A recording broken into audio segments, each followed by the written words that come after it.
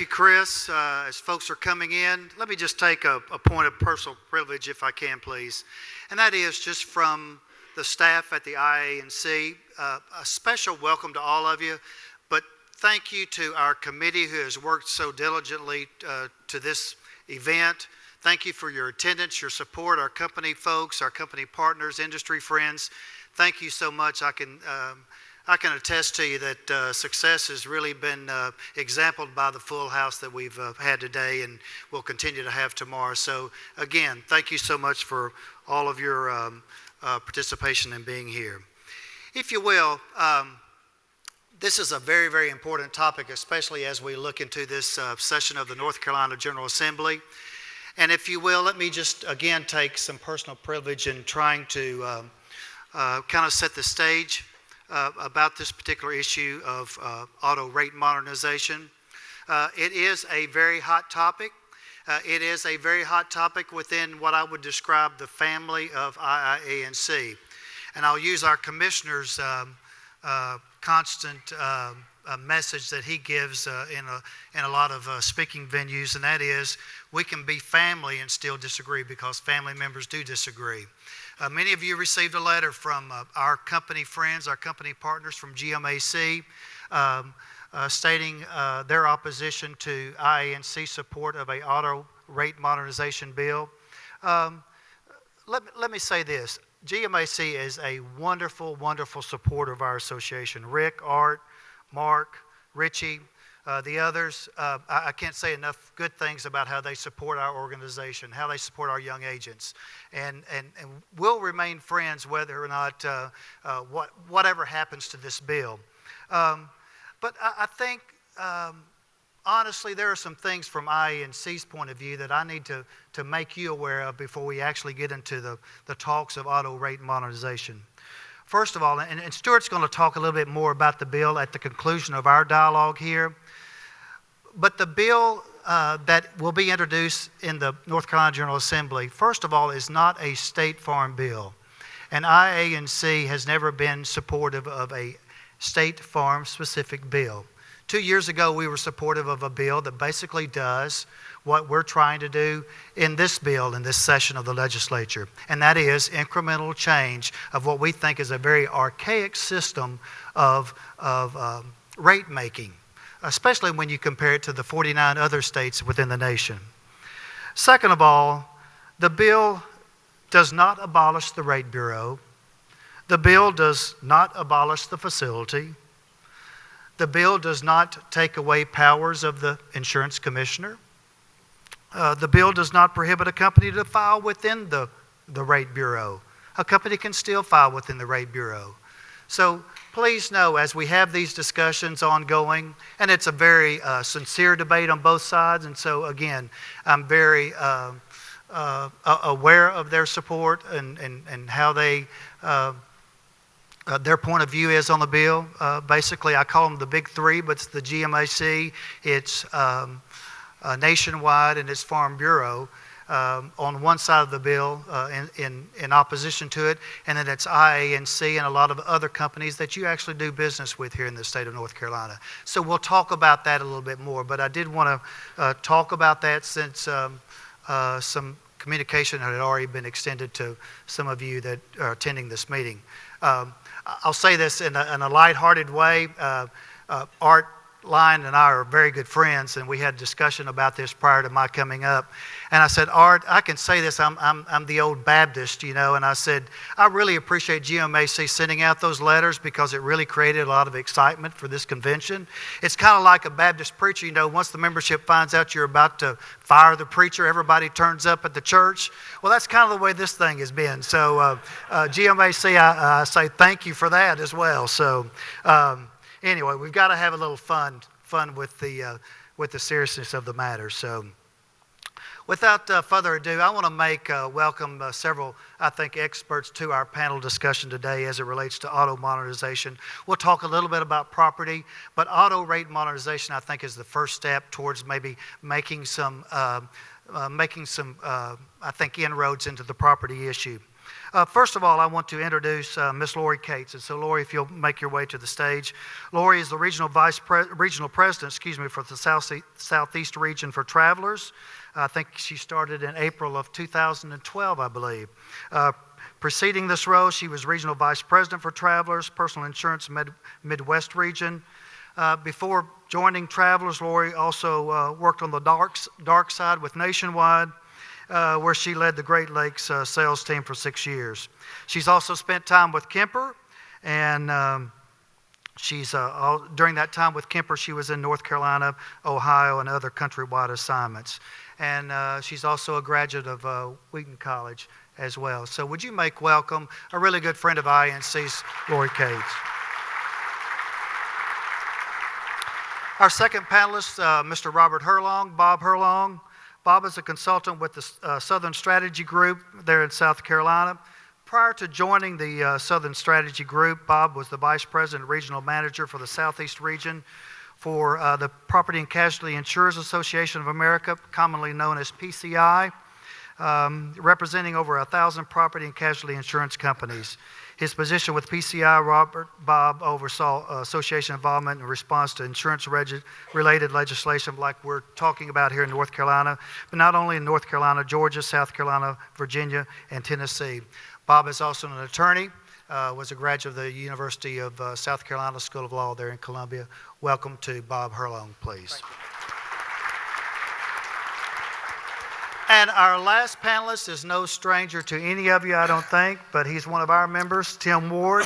Tim, make your way, please. Executive Vice President of Business Insurance with Sin Dunn Insurance, a small little agency, family-owned agency there in Greensboro. He's a wonderful supporter of INCs. Tim's got 35 years of insurance experience, and he works with clients on commercial coverages, specializing in the handling of risk and exposures associated with large manufacturers, suppliers, and professional offices. I will also tell you that Tim really brings, I think, a specialty to this panel group. As well, he serves on the board of directors of the North Carolina Reinsurance Facility and the Piedmont chapter of the CPCU Underwriters, or CPCU Society. He currently chairs the INC Technical Committee, for which really brought first the origination of the bill that we're talking about today, and also serves on the INC Insurance Advisory Committee. Would you make welcome the UNC Chapel Hill graduate, Tim Ward.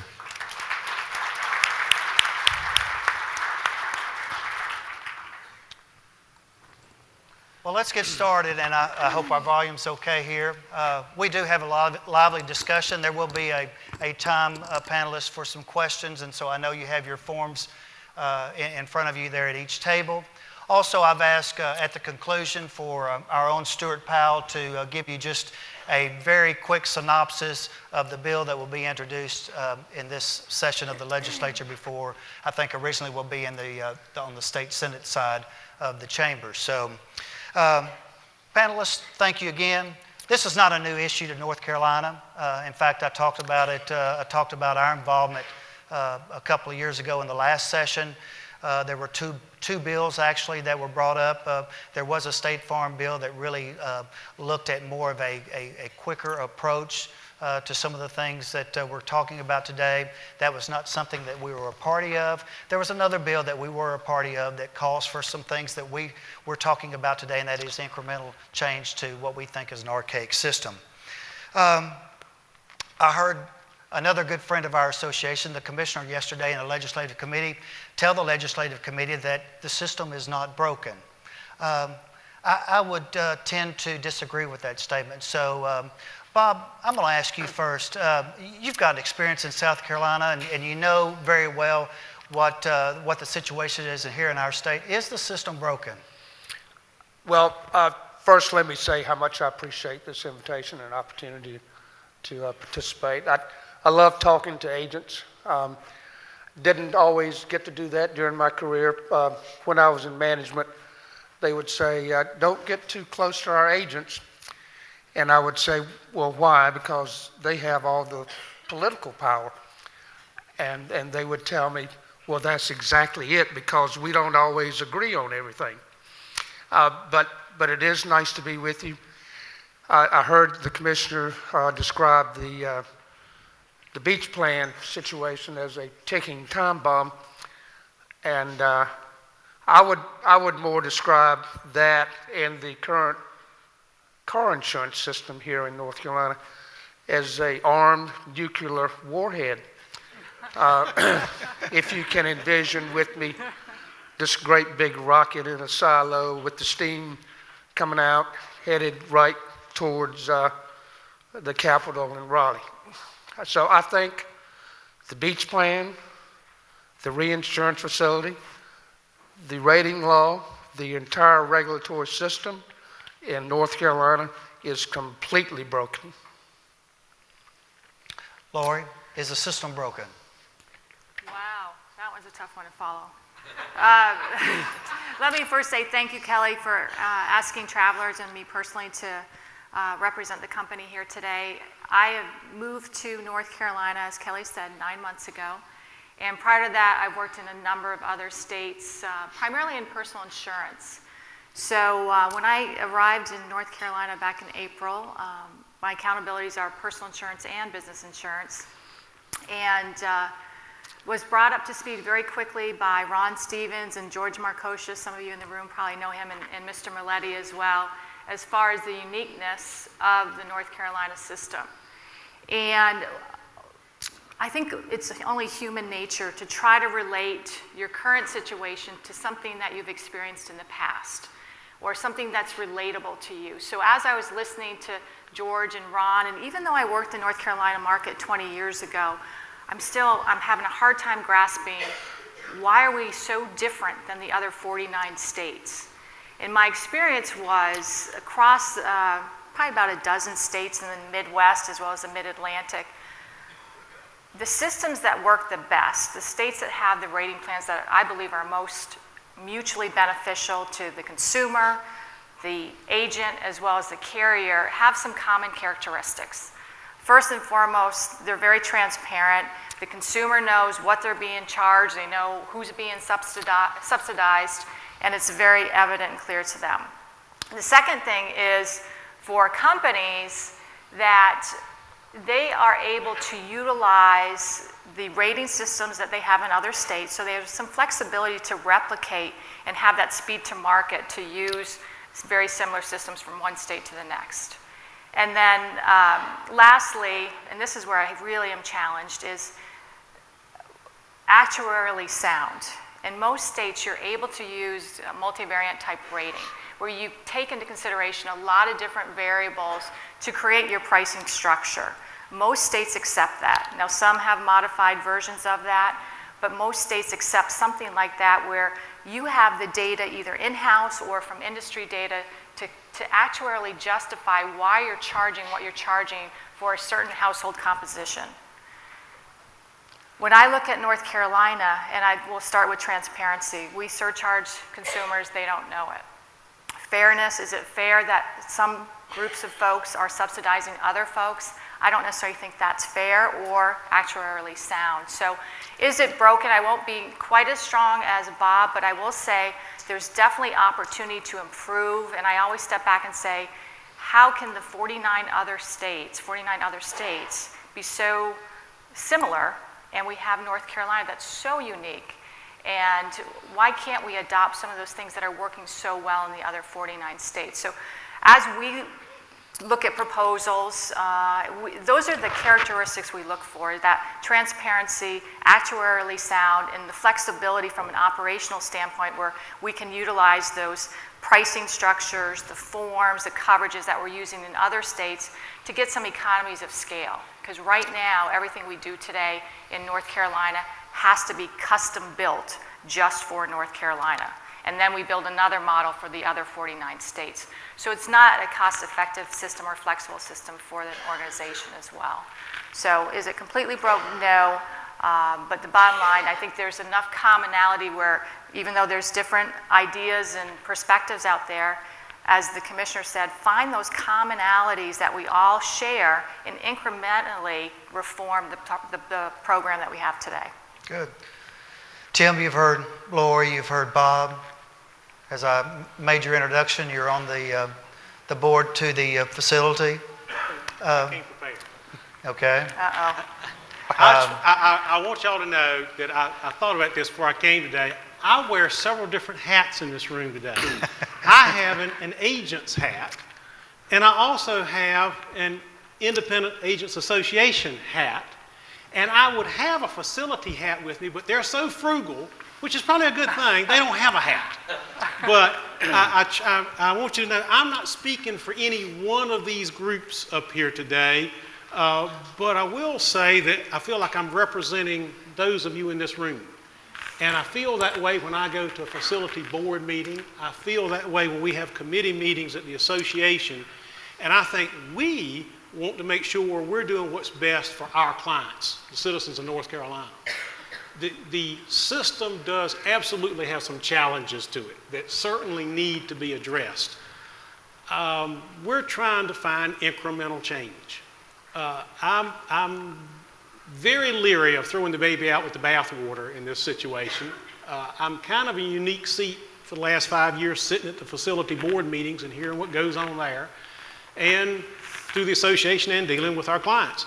And if we can make some incremental change to take some air out of the balloon, to correct some of the inequities, to address some of the issues the carriers have, I think that's kind of the direction we want to go, and I think that's what we're feeling around trying to find. We're trying to find compromise. The system is antiquated. There are some things about it that you wouldn't do today if you were starting over again. Yeah. And so I hope we can work through, in this meeting being part of the process, how do we get from where we are to where we need to be without wrecking the whole system? Well, to go back, one of your caps, being a part of our association's technical committee, the bill that we're looking at, the draft language, came from our technical committee. It was passed on to your legislative committee and then on to your board of directors for confirmation of something that the association wanted to support. As I said, back in the 2012 session, there was a special committee that was formed in the interim to talk about this issue. As it relates to that commission, I'm going to read a statement to you and then ask for your comments on it. Lee Morton, who is the Regional Vice President for Nationwide Insurance, spoke before this commission. And Mr. Morton spoke about the healthy, robust, competitive, diverse, and low-cost auto insurance system that currently exists in the state. And he cited concerns for the unintended consequences changing the system that it will have on North Carolina drivers. And I quote Mr. Morton. Mr. Morton said, "North Carolina's insurance system is fair to all drivers, protects consumers from unjustified rate hikes, and encourages everyone to buy insurance to the public's widespread benefit. Scrapping the current system will lead to an increase in insurance premiums for about 992,000 policyholders. And we do not believe the people of North Carolina want higher auto insurance rates, less independent oversight, more uninsured drivers, or a more volatile insurance market." Tim, what do you think about Mr. Morton's statement? I have some questions about it. He's not completely wrong, but throwing out a number of 992,000 people getting a rate increase, I'm a little doubtful about that. Let's be honest. We are in the cost shifting business. In the insurance business, that's what we do. We aggregate funds and then allocate them back to those that we share risk with to pay for their loss. A lot of us, we pay a small certain loss, the premium on the policy, to avoid a large uncertain loss, a traffic accident, fatality, that kind of thing. That's what we do. What you want it to do is you want it to be fair and equitable, and you want to be transparent, and we explain what you're doing. There is cost shifting always going on. In our business, there is legal discrimination, and then there's illegal discrimination. I don't think this is illegal discrimination, but if we made major changes in the rate structure and the facility, we all know as insurance industry members that you're going to see some people pay more and some pay less. Somebody who is a clean risk with no points but has just had a DUI 3 years and a month ago, they're going to see their rates go up, no doubt about it. the elderly who you probably don't want to insure, my mother and my mother-in-law right now, they're little dings and scratches all over their cars, but you can put them in the facility and everybody's okay. But her rates would go up. An inexperienced or a slightly experienced operator who's just come off inexperience that carriers might not want to write at that price, they'll see a rate increase. Some people, and they will see a decrease. What we're trying to find is that middle ground of what's fair in making those changes. Bob, what about some of those issues that were expressed from Nationwide representative? Well, I have a lot of respect for Lee. He was one of the first people I spoke to when I was assigned to try to work on the beach plan reform. He and Susan Valori, who I've known for many, many years, said we would be wasting our time, but they were more than supportive. I worked for Nationwide for 13 years. I have very high respect, not only for Lee, but that entire organization. I can only respond to Lee's opinions by stating the facts. My daddy used to tell us growing up on the farm that everybody is entitled to their own opinion, but usually there's only one set of facts. And the effort of an advocate is to try to find the facts and ignore the opinions. So I'm going to share with you briefly what happened in South Carolina, what it was like, what happened, and what it's like now. That's the only way I can respond completely to Lee's comments. In 1975, a new auto insurance reform law passed that did a lot of things. It created, of course, the reinsurance facility. The plan of operation provided for 3 servicing carriers. Those 3 servicing carriers were awarded contracts without bids on a cost-plus basis. That's to say that the more claims they paid, the more money they made. So there was room for moral hazard beyond belief. The law also created a uniform merit rating plan and a uniform classification plan, which in essence leveled the rates for all companies, for all consumers, except based on driving record. So what happened after that law passed? Almost immediately, the reinsurance facility population increased to 43% of the driving population. Almost 200,000 drivers, almost overnight, went directly into the reinsurance facility. The non-standard market left, again, almost overnight. Reminded me of the Baltimore Colts when they left Baltimore. Other companies withdrew. They developed strategies to avoid writing business. At the time, I represented Allstate, and they closed all of their shops in the Sears stores, moved all of those agencies to the suburbs. Many companies, many agents were required to have appointments made in order to write insurance. Companies got very creative in how they managed their business. Many terminated agency contracts, or at least tried to, resulted in a whole lot of litigation. The agents were saying, "You're terminating me because of my loss ratio," which in fact they probably were. Recoupment was part of the new law and a very critical component of its ultimate demise. The recoupment was based on driving record. If you had 0 points, your annual recoupment fee was $49. If you had 2 points, which would be a ticket for going more than 10 miles over the speed limit, that was a $670 surcharge. If you had 5 points, which I do now, the surcharge was $1,700. If you had 10 or more, it was $3,400. And if you had a DUI, it was almost $4,300. So what happened? If I had thought about it, I would have formed my own insurance company and written just the people convicted of DUIs.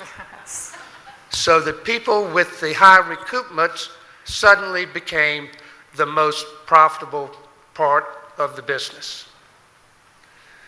95% of the voluntary market, that what little bit remained, was written by direct writers. In 1995, the reinsurance facility deficit for that year approached $201 million. By the time the facility went out of business, its accumulated deficit was in excess of $2.5 billion. This scenario, if you will, continued for 22 years. It got to be gutter ball politics, hardball politics, the kind you don't want to let your mama know about. And that war went on for 22 years, primarily because the industry was divided, just like it is here. The insurance commissioner was opposed to any change, just like he is here. And the designated agents, who I spoke to you about earlier, were fighting for their lives, because without this law, they felt like they would not have a business. Sometime during this process, Bob Hunter commented in the National Underwriter. He said, South Carolina has the best car insurance system in the country. It's just real expensive. And that sustained me for another 10 years. Excuse me. So after all that, and after I put my two daughters through college, thanks to all this work, a law finally passed in 1997. As a result of that law, the number of auto insurance writers in South Carolina has doubled. The non-standard writers have returned to the state. The reinsurance facility phased out. The assigned risk plan that took its place now has how many policies? 5, from almost 200,000. Business is much less concentrated in the direct writers, and a little unappreciated segment of the law that managed to work itself in there was the implementation of a 7 plus or minus % flex rating band. What that did was repeal the so-called prior approval law and allowed carriers to file within a flex band for increases or decreases of 7%. That became critical, and I'm not going to tell you that everything's rosy in South Carolina, although it was for 10 years after 1997.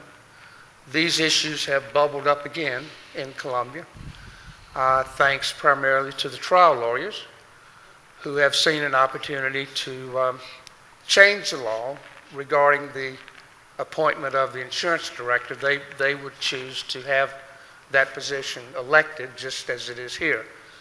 That has stirred up the pot, and so as we speak, there's a ongoing legislative process to investigate this entire regulatory system that has worked so well for the past 10 plus years. So will there ever be calm in South Carolina? No. Will there ever be in North Carolina? Probably not. But I can guarantee you, you'll have markets, the consumers will be best served, and you'll be happy you did it. But let me also say, nobody's paying me to be here. You all are paying for my mileage and hotel and hopefully dinner. But I'm on nobody's payroll. But again, it's a pure joy for me to be here. Thank you. Thank you. Thank you. Tim, again, let's get back to the facility. All right, there are some numbers that are pretty staggering. Share with the group, if you will, about the number of drivers in the facility, especially compared to the rest of the nation. If you don't mind, talk about the financial standing of the facility and what that bank account looks like. Okay. There's good news, bad news in these numbers. If you've not paid a lot of attention, I'll be honest, I've learned a lot serving on the board. The facility has an operating budget of about $6.5 million, which is between 0.5% and 1% of the $760 million of written premium that they handle. They process 28 million transactions a year through their Edge system. A lot of this stuff used to be manual. The companies were raising Cain about it. Over the last 2 years, it's been migrated where it's essentially all automated, which helps a lot. Not perfect, but helps a lot. This past year, no rate changes for private passenger clean risk autos last year. There was about a 1% reduction for other than clean risk, about a 4.5% reduction for commercial autos in the facility. They've got 1.1 million policies in there. 97% of those are private passenger auto, between 2 and 3% commercial autos, trucks. 76% of those policies are clean risk policies, which means no SDIP points active and at least 2 years of driving experience. We calculate there are about 1.5 million drivers represented by the policies in the facility. In North Carolina, the automobile marketplace is about $4.95 billion in total premium, and that's for liability, comp, collision, all in. Of that, about $3 billion is liability premiums, $760 million in the facility. Out of that $3 billion, about 25% of the premiums. It has been within 2 points of 25% every year, basically since the facility started in the 70s. Very consistent, the same percentage of the marketplace, and that's a function of how the rates are determined and risk-taking by the carriers and what people are incented to do. The facility has about $800 million in reserves, and that is to back up the $760 million of premiums and unpaid claims. One thing that's a little unique, because the facility is a creature of the legislature, and they could rule tomorrow morning that we're going to shut it down, it's got to be prepared on a day's notice to write checks to clear the books. Everything has to be able to be refunded, all claims have to be paid, and that's a little unique in the insurance world, that you've got to be ready on every day to shut the books down. In theory, travelers could do that, but not on one day. There's $90 million of surplus in the facility, and the surplus is the members' or carriers' equity in the plan. At one time, it was $120 million to the negative. Now, that was when we weren't charging enough. We've recouped monies, built it up. We're now $90 million to the good.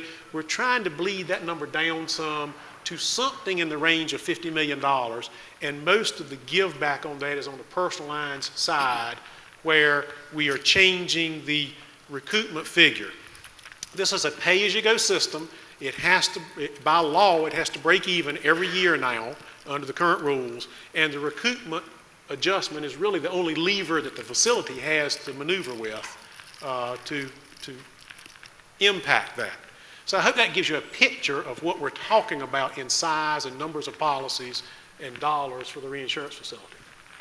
And more drivers in the facility than all 49 other states combined. That would be correct, significantly more than all other 49 states combined. Thank you. Lori, you alluded in your kind of opening statement there about new markets being introduced, especially into North Carolina, that are introduced in other states because of the system that we have here. Our agents, our members are not able to see some of those new products. Talk about that a little bit, if you will, please. Be happy to, Kelly.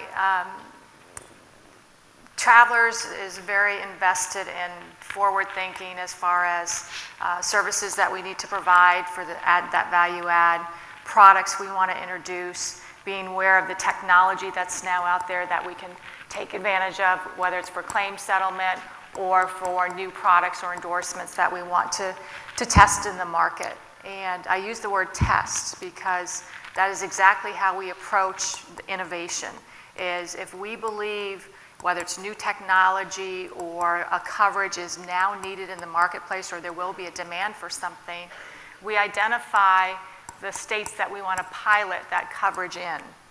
So I want to answer this question by giving you an example. Sure. There's a endorsement that we have in a number of states. It's called IntelliDrive. And essentially what IntelliDrive is, it's a GPS device that a consumer would put in their car and we would measure the mileage. So it's basically pay-as-you-go type coverage. Not for everyone, it's an endorsement, but with the new technology that's out there, it's getting more and more affordable. And as you know, consumers are always looking for ways to save dollars on their insurance premiums. So as an organization, we need to test that. So we've invested in the technology. We identified 3 states to test this product in: Virginia, Ohio, and Illinois. And why did we pick those states? Good demographics, good variety of demographics, but also the ease of working with their regulatory systems in order to introduce a new pricing point that we wanted to test, as well as a new marketing approach. So I give that as an example because that type of test and learn approach for coverages and services that a company wants to introduce, it would not be cost effective for us to introduce that type of pilot program in North Carolina. And here's why. Let's say we built IntelliDrive and tested it in North Carolina. And the agents liked the product, introduced it to, let's say, older drivers that didn't drive a lot, or couples with teenage drivers where they could monitor where they drive to. So they saw marketability with this endorsement. Let's say it was a huge success in North Carolina. And we decided as an organization, yes, let's roll it out. Well, guess what? The rollout time it's going to take for us to get it to the other 49 states, we have to start all over. Because North Carolina is so unique from a pricing system, the systems we have to build, the forms we have to file, there's no scale. So because we started in Virginia, Ohio, and Illinois, and it's a marketable product, now it can quickly be rolled out to the other states. Guess where North Carolina is in line for that? So that's the challenge that we have. And from a personal standpoint, having accountability for this region now, I want to be in a region where we are the innovators. We're sitting right now in the Research Triangle Park area, the innovation capital of North Carolina, and we're talking about the inability to be innovative in insurance. And it's very frustrating for me personally now, but that's just an example of what happens when 49 other states have that ease of doing business and introduction of new coverages and services, and versus a state where everything is unique and custom built, if you will. It is just not cost effective, and therefore the innovation is not as quick to market, and the speed to market in North Carolina don't equate. Thank you. A lot of people try to somewhat couch this whole subject solely on rates. And again, my good friend, the Commissioner Goodwin, told the committee yesterday, North Carolina has the 8th lowest rates in the nation. Isn't the issue a lot more than rates? Bob? Suppressed rates always drives business to the residual market. Let me say it differently. Suppressed rates always drives business to the residual market.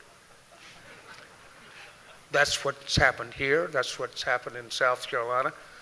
That's the facts. And that's what's the problem.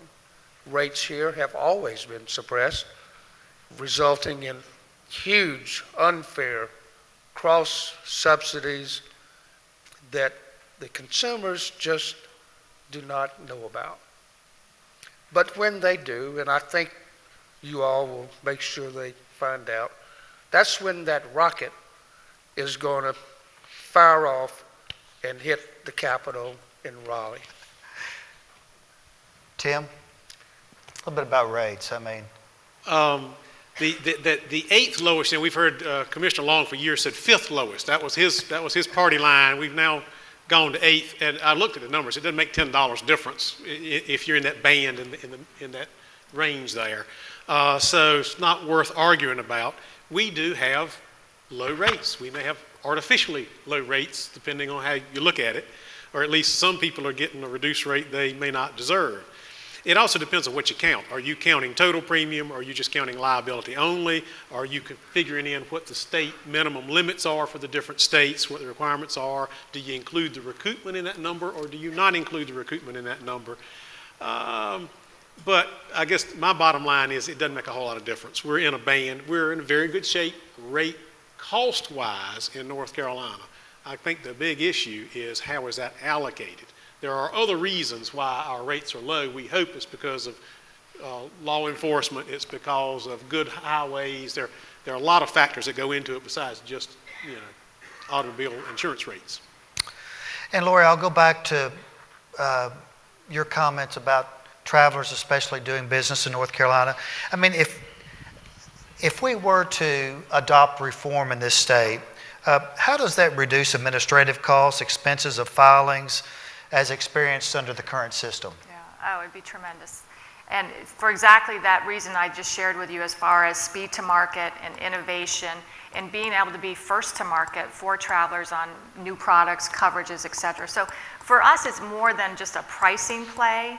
It truly is coverage options for a consumer, differentiating your value proposition as you're selling to a consumer, giving them more options as far as coverages, price, etc. So having that operating efficiencies, having that ability to scale across the country versus custom built for North Carolina, it's a whole different set of circumstances for an organization. And if you let me continue kind of down that line just a little bit. So in the language that we've seen as far as the language that will be introduced into legislation in a couple of weeks, there is an option, and I already talked about this earlier, but an option of staying within the rate bureau system, or they can move to a flex banding system. So a flex system, wouldn't that still give the Commissioner of Insurance the ability to somewhat control, monitor the rates, but at the same time allow companies like Travelers the flexibility to adequately price your products? Absolutely, Kelly. And I'll go back to your quote that Lee Morton had mentioned as far as unjustified rates. Again, having worked in multiple states, companies still have to file their rate and demonstrate how they're actuarially justified. It's not just file and go crazy and charge anything you want. We have to justify the rates we're proposing and filing with those state regulatory departments. So in that regard, I think it's more fair, number one. You get a more refined pricing approach, and quite frankly, that allows us to give the best price possible for that household composition. And that's really, I think, where we all want to get. What does that household composition, what is the best price we can offer them based on those characteristics and the potential loss for that exposure? Thank you. Bob? Every state has a one-sentence law in its insurance code that says something like, rates shall not be inadequate, excessive, or unfairly discriminatory. I guarantee that's in this state's law. That's the only sentence Commissioner Goodwin needs to review rates. I don't care what kind of rating law is in effect. He has that authority at any time to order a rate to be excessive, and he can deal with it. That power will never be taken away from him, and that's as simple as it gets. Tim, let's talk a little bit more about our draft legislation. In that piece of legislation is the removal of the prohibition to use age and gender in the rate making. Don't you think this allows companies to develop a rate that's more actuarially sound, more equitable, And then also talk about the recruitment surcharge and who's paying for that surcharge. Well, as Lori was saying, every company, one nice thing about what makes a horse race, if you turn everybody loose, they're all going to have different opinions on young drivers, on elderly drivers, on number of tickets. Everybody will go in different directions on that, and that's not a bad thing because it gives people choices. That's very positive to have that. We've been kind of horse-collared by those kind of rules, plus the file and use rules, or prior approval rules. And so a lot can change in there. Like I said, we're trying to find a middle ground to give people some choices. I will point out, though, that the recoupment, which is kind of the boogeyman in this scenario, is only $10 per car. Right now, I figured it up this week. If you divide them all out, do the math, it's about $10 per car we're paying in recoupment, which is basically subsidizing clean risk drivers in the facility who don't pay enough money to cover their losses. It's kind of like insurance on insurance in my mind. I mean, if we left everything like it is and you came out with an option for me to buy insurance on SDIP points so that I didn't have to worry about getting murdered by tickets and accidents, I'd pay a lot of money to be able to insure my SDIP points away. And if we unbundle this thing, Lori's going to give me a chance to do that, I think. But it's where do we want to collect the money? Right now, we collect it in a different way from the rest of the country. One of those features is recoupment, and right now, $10 a car. Thank you. Last question, then I'm going to go to some of the questions from the audience. But panel, if we all know that that it is a requirement in North Carolina for automobile liability coverage. Some would say, and especially on the opposing side, would say if the current system were to be changed and the facility depopulated by the elimination of the clean risk classification, would fewer drivers purchase insurance, thus causing an increase in the number of uninsured drivers and ultimately an increase in cost for all drivers? Bob? The data reflecting the number of uninsured motorists in any state is very, very difficult to achieve. In South Carolina, it was estimated at one time that about 35% of our people were driving without insurance. I've heard commissioners in North Carolina brag about their low UM population. I don't know. I've never seen the data. I don't know what it is. But I can tell you that because of recoupment, South Carolina had many, many more uninsured motorists than they do today. And I expect the same would be true here. Lori?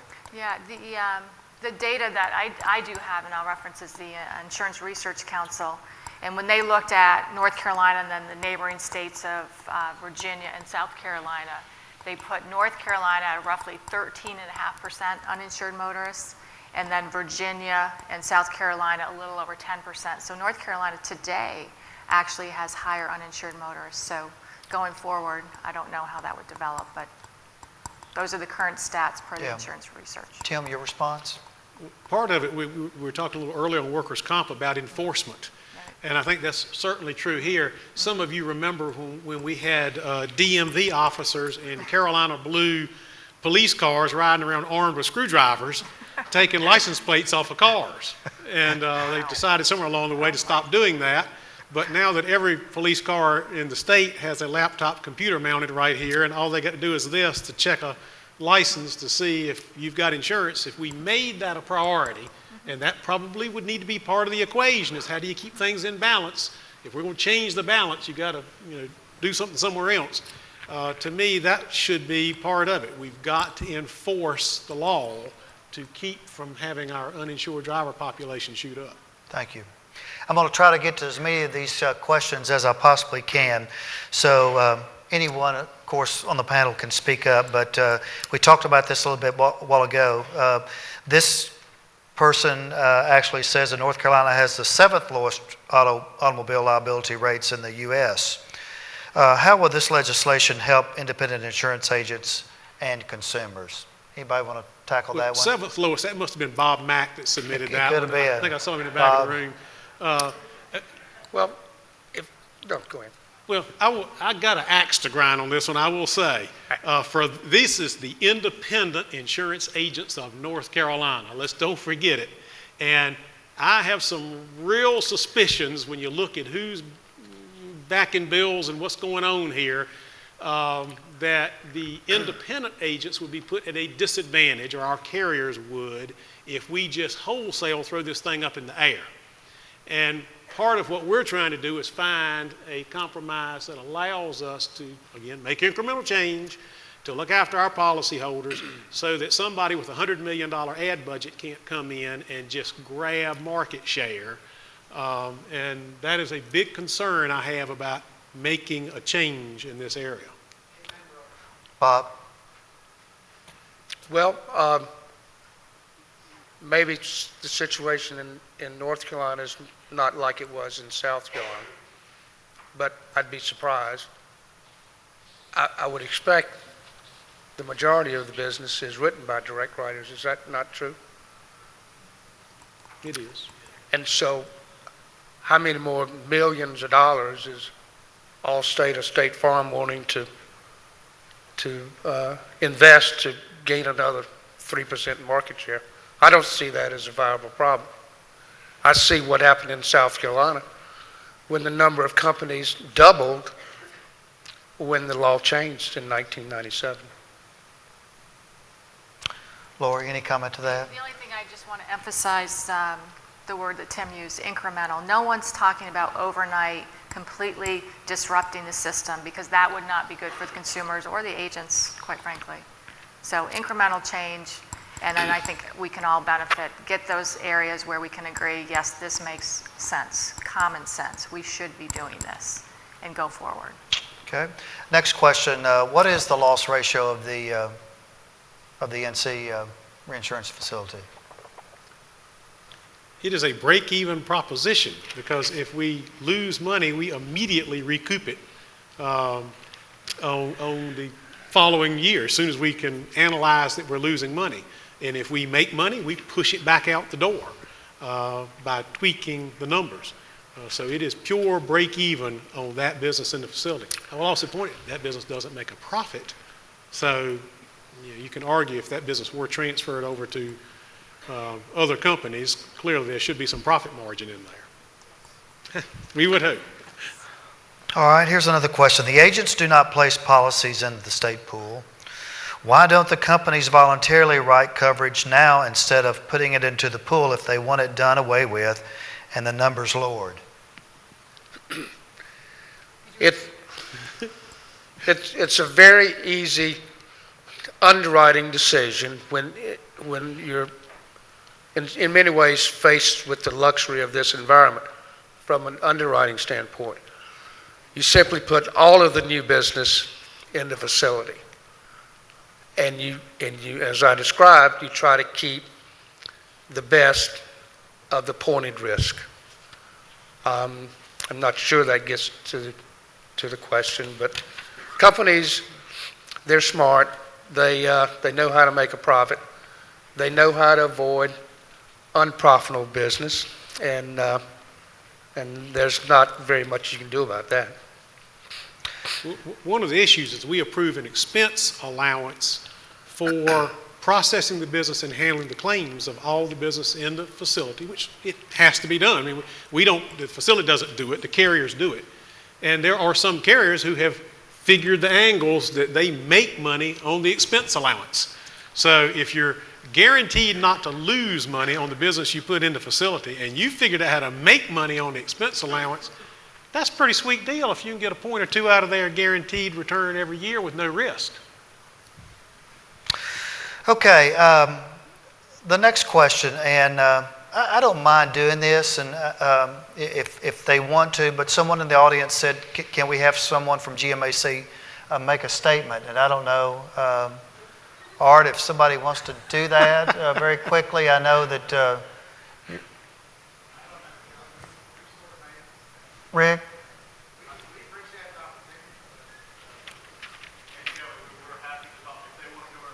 Okay. All right, good. All right, thank you. Thank you. And again, just to be perfectly honest with you, I mean, these folks are great supporters of our members. GMAC is always at all of our functions, and I don't want to diminish the support there. We just have a point of disagreement here, and we'll let the legislative process kind of work its way through. And with that said, Stuart, I'm going to ask you to kind of make your way. Bob, I know you have kind of a closing comment that you wanted to make. No, not really. I managed to get it off my chest just sitting here, so thanks. All right. Well, I feel better, I can tell you. So, Stuart, if you will, and just talk the group a little bit through. And again, a bill has not been introduced yet. We expect that to happen next week, and then we expect the following week, the first week in March, for actually testimony and the committee to come together to talk about the bill. But just to give our members a little bit more of an insight, and I know we've been communicating that with you through our Raleigh report that you get every Friday. I would ask you to look at that, especially look at the members of the Senate Insurance Committee, of which this bill will go before in a couple of weeks. If you've got relationships with those members, please, this is what this session is about as well, is to inform you and better educate you as to the issues. So Stuart, if you will, just to go through that quickly. Thank you, Kelly. I think we have some copies of the bill available. If some of you are having sleeping problems, we have a solution. We've looked at several iterations of this bill as it's kind of worked its way through the process over the last couple of years. And we did a presentation to some of the company people back in December, and we did a relatively short summary of what we think are the significant points in this bill. So we've got a much longer analysis if any of you are interested in looking at that. But just to sort of drive home, as has been said up here, it is an option. The bill does give companies the option to make an election as to whether they want to stay under the existing prior approval system, or whether they want to elect to participate in what's called a flex rated system. So companies have that choice as to whether, if they like the current system, they can stay there.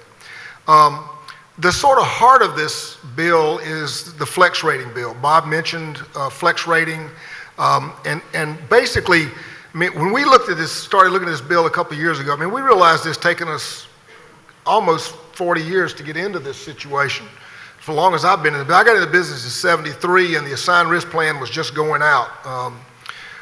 I was the first one in my family to experience the reinsurance facility. The rest of them, my great aunt who got into the business in 1904 didn't experience automobile insurance at all. So, the flex rating is really the heart of this thing, and what it would do for those companies that elect to participate under the flex rating system, you would have a band, and the proposed statute has 12% in it. I'm sure that's probably legislatively negotiable, but it would have a flex. It would have an amount specified that set up a plus or minus of a filed rate. So if the 12% were to stay in there, you would have a plus 12, minus 12 of the filed rate.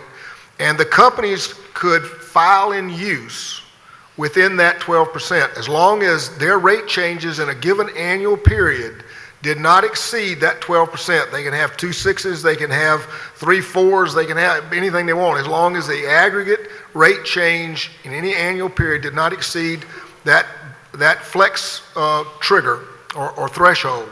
Then the companies could, within that band, they could file in use. So the companies could, and as Lori said, I mean, the commissioner still has some oversight. It's kind of flips around to where, rather than the companies having approved to the commissioner that the rates are meet the 3 criteria that the statutes, the companies could file the use, and then it becomes really the commissioner's problem to prove that filing is either not adequate, or is excessive, or is unfairly discriminatory, which are generally the statutory parameters. So that's really the heart of the system, is that to have this flex band every year, the companies could adjust their rates based on that flex band. The other part of the bill is a phase out of the clean risk classification in the reinsurance facility. And that would take place over, I think it's either a 3 or 5 year period of time. And that would hopefully start some of the depopulation of the facility, because some of these pointed drivers who are in the facility because the 0 point rate in the underwriting decision has been made that the companies just don't want those people for one reason or another at the current 0 point rate. If you could surcharge those people 10%, 15%, whatever, they would be more inclined to take those people back into the voluntary market. Now, you know, the marketplace would start making some determinations about adequacy of rates or equity in rates rather than the sort of arbitrary system that we have now. So those are really I think the 3 key points that we've in our review of the bill that we've come to recognize as the significance of this is it is optional to the companies. You do have this flex banding thing, which a number of other states have used. One of the advantages to us in looking at the incremental way of sort of working our way out of the situation we're in is that with flex banding gives you that option, because if a company wanted to file for rates in excess of that band threshold of 12%, it goes back to the prior approval system. So it would be, the commissioner would treat it in the traditional way of hearings and determinations that he has traditionally made on rates. So it gives an area around the filed rate where the companies have the ability to set their own pricing. It has sort of a stopgap on that at the band threshold that gives the commissioner the ability to protect the consumer against very, very wild swings in pricing. And it would, we think, would give us a chance to work our way out of this system over a number of years. So that's sort of the synopsis of the bill. All right, great, thank you. Bob? Well, I just have to have my closing argument, I'm sorry. But again, it's a real honor for me to be here. I want you to know that we're not really talking about insurance here. We're talking about politics. We're talking about down in the gutter, hardball politics. If you choose to engage in this fight, it's going to be difficult. You have a wonderful staff. You have a wonderful lobbying team. They're going to need your support. You all are the best lobbyists in the state. I could never be as good a lobbyist as any one of you. When I first started in this business, I didn't even know a legislator. My wife said, well, they have a lot of agents. Why don't you see if they know anybody? So I asked that question. An elderly agent came up to me after the meeting and said, my younger brother is in politics. I'm not sure what he does, but they call him the speaker.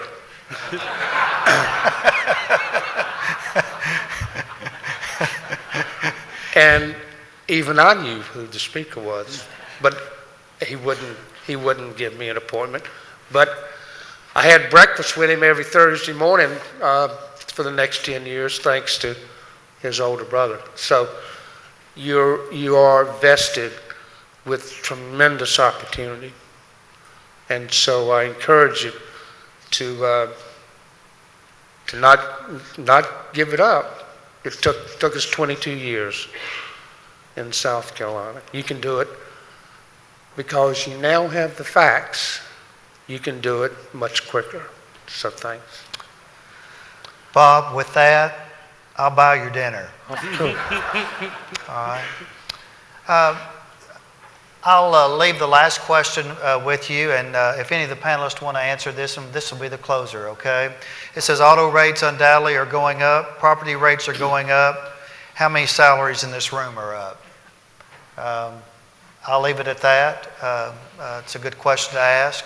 And let me just go one step further, and I said it was the last comment. But there is kind of a bigger prize here, I think, and that is we know, and Laura, you and I talked about it at lunch, we know that there is a property issue in North Carolina, and that is the problem, and I think most of our agents understand that and agree with that. Melody, you and I talk about it all the time. But I would propose and submit to you that that is a huge undertaking that needs to be done, and it's going to take a while to do that. And there are some factors involved with that, especially from a catastrophic issue that are not that we don't deal with in auto rate modernization. But would you not agree, if we can't make any inroads in the rating of autos here in North Carolina, where does that lead us as far as the bigger issue of property? Lori? I think that's an excellent point, Kelly. You just, as we talked about at lunch, the homeowner/property issue is so significant for the industry, not just in North Carolina and not just a coastal issue. The pattern of weather, let me back up, the two drivers are, number one, primarily the weather patterns have changed, and this is not a global warming statement whatsoever. The weather patterns have changed. I worked the last 9 years in the Midwest, and I can tell you, work in the Tornado Alley, all of the storms that come through that don't make the national news, but I can tell you, they make the local news, and they get our claims folks out in the field. Every single month we had a cat in one of those 9 states I worked in. And so we call them kittens. So the weather patterns are absolutely changing. But the other thing on the homeowner side is the intent of the homeowner policy when it was first introduced was more of a fire policy, right?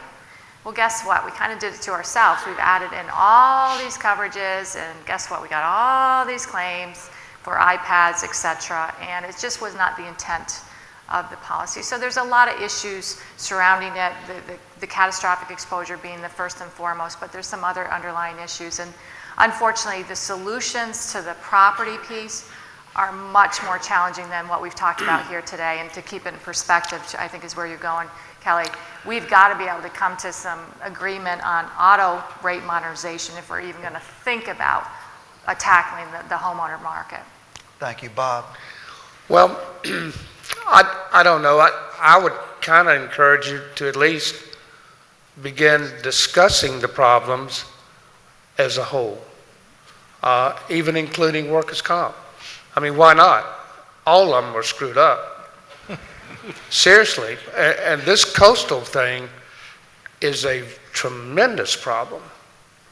I spent a lot of time learning the facts about that, and you don't even want to get me going on it.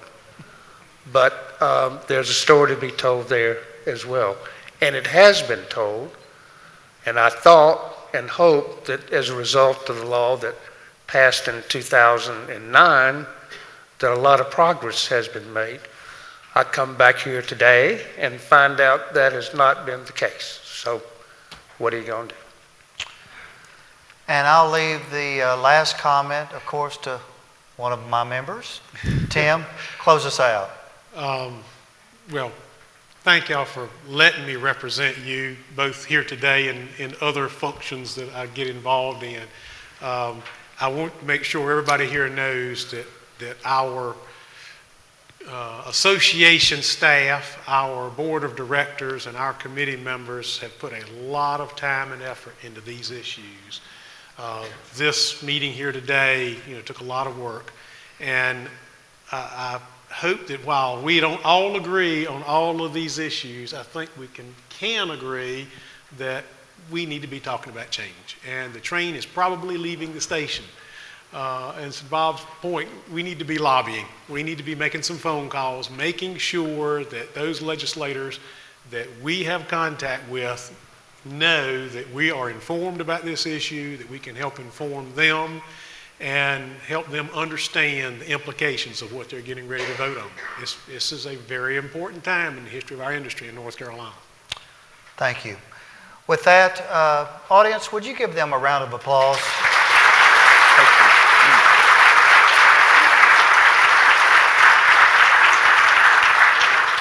If you've got other questions, I think we'll kind of stay around if that's okay and answer any of those concerns.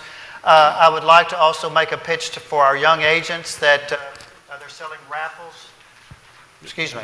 We're selling raffles for a weekend, I think, at a vacation beach home. So please support them in that effort. David, I think you're closing, so I'll leave it to you. Again, thank you, audience, panelists. Thank you so much for your involvement.